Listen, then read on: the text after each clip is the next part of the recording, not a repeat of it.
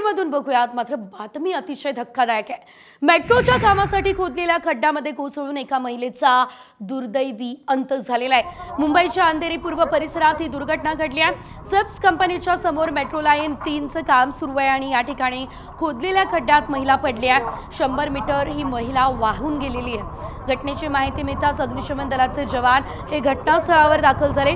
तब्बल 1 तास शोध घेतला, त्यानंतर महिलेला नाल्यातून काढण्यात आले। मात्र यात त्या महिलेचा दुर्दैवी मृत्यू झालाय।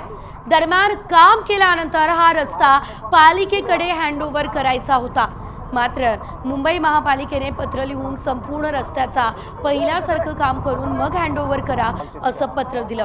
त्यामुळे मेट्रो प्रशासन आणि महापालिकेच्या वादात महिलेचा बळी गेलाय असं बोललं जातंय। आणि इथला आढावा आमचे प्रतिनिधी संजय गडदे यांनी घेतला, बघूयात। राजधानी असलेल्या मुंबईच्या पवई परिसरामध्ये मेनहोलमध्ये पडून एका महिलेचा दुर्दैवी अंत झाल्याची घटना जी आहे ती काल रात्री घडलेली आहे। बरोबर एक या ठिकाणी जे मेनहोल होतं याचं चेंबर जे होतं ते उघडं ठेवण्यात आलं होतं। या ठिकाणी मुंबई मेट्रो 3चं काम देखील सुरू आहे आणि याच कामासाठी हे मेनहोल चेंबर जे आहे ते खुलं करण्यात आलं होतं। मात्र या निष्काळजीपणामुळे जे आहे ते या महिलेचा या ठिकाणी पडून मृत्यू झालेला आहे।